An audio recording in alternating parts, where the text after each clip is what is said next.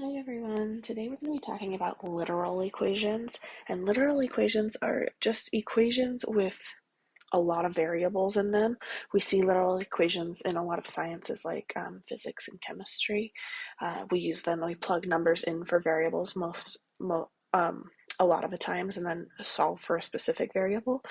In this case, what's going to happen is we're going to start by solving for a specific variable so that we can get the equation in a different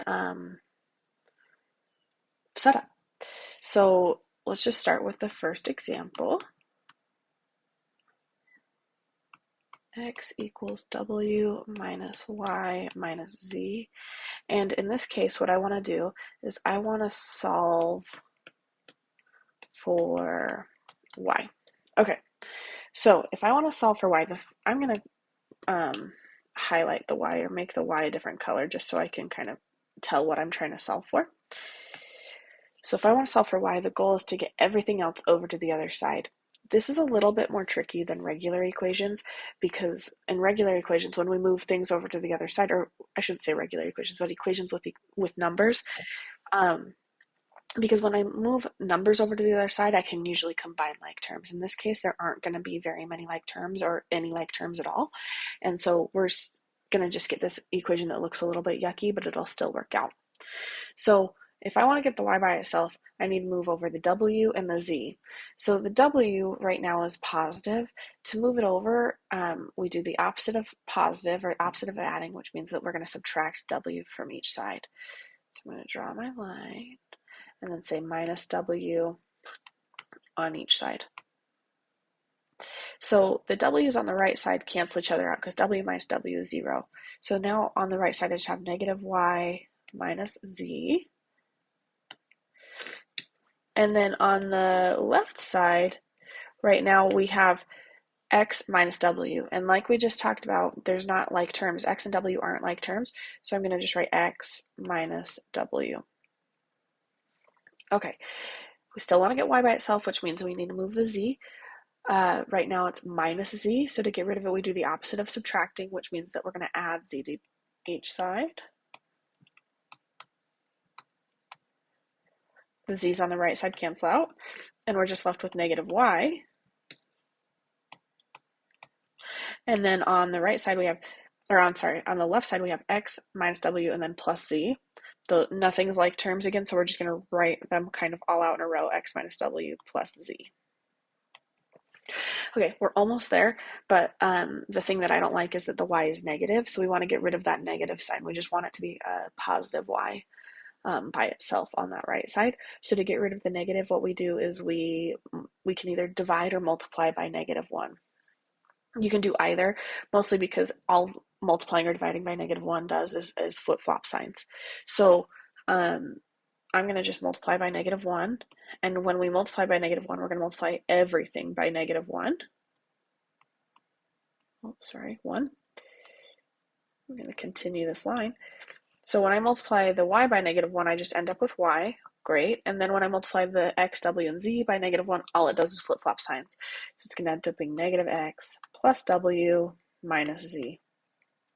And there we have it. The y is all by itself. Let me highlight it one more time. Which means my final answer is that y equals negative x plus w minus z. There we have it. All right. So there's one with just adding and subtracting. Let's look at another one that has to do with multiplying and dividing. So the next example is v equals I r t. And this time I want to solve for r. All right, so to solve for r, we want to get rid of the I and the t. Right now, both the I and the t are multiplying the r, so to get rid of them, we're going to divide by both of them. We can divide one at a time, like I could divide by the I and then divide by the t, but because they're both doing the same thing to that r, they're both multiplying, we can divide them together by saying, okay, I'm going to divide by it on each side. Because when I divide by it on the right side, the i's cancel out and the t's cancel out, which just leaves r. And then on the left side, I've got v divided by it, and what happens is I've got v like when I say divided by IT, I can write it as over IT. And now I'm officially done because R is by itself. I could take one step instead of taking two steps. So my final answer is R is equal to V divided by IT. Now you could do it in two steps if you wanted to. It doesn't matter because you're going to end up getting the same answer no matter what. But this just makes it a little bit easier. Okay, let's go through another example.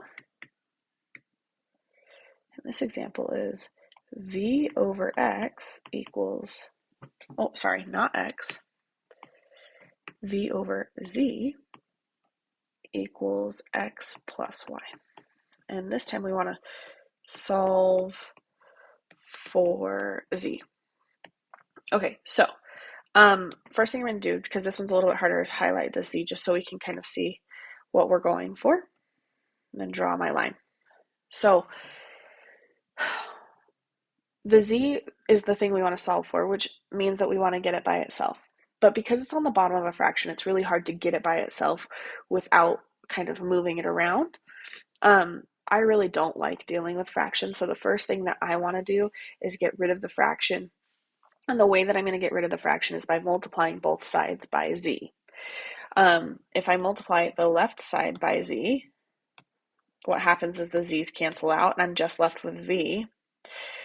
And then when I multiply the right side by V, what happens, or by Z, I'm sorry, you get Z and then times X plus Y. Now I have to put the X plus Y in parentheses because I'm multiplying both the X and the Y by Z. I could say Z times X and Z times Y, but it's going to be way easier if we do it this way, and I'll show you why.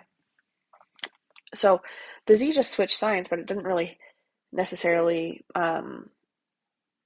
get closer to what we wanted to be the answer.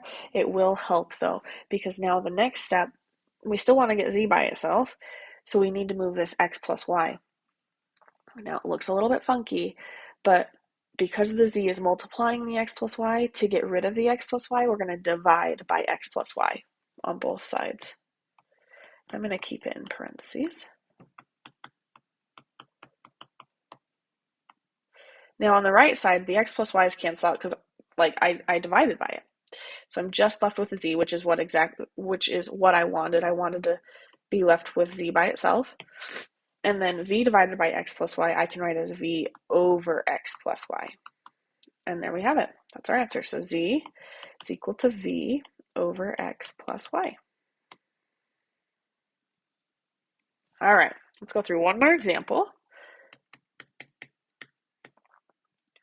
And this example is RP minus T plus W equals G.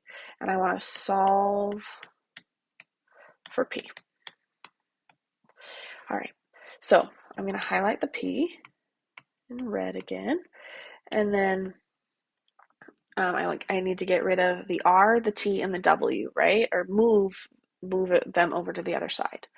So like we've talked about before, we're going to use that backwards PEMDAS by adding and subtracting first and then multiplying or dividing.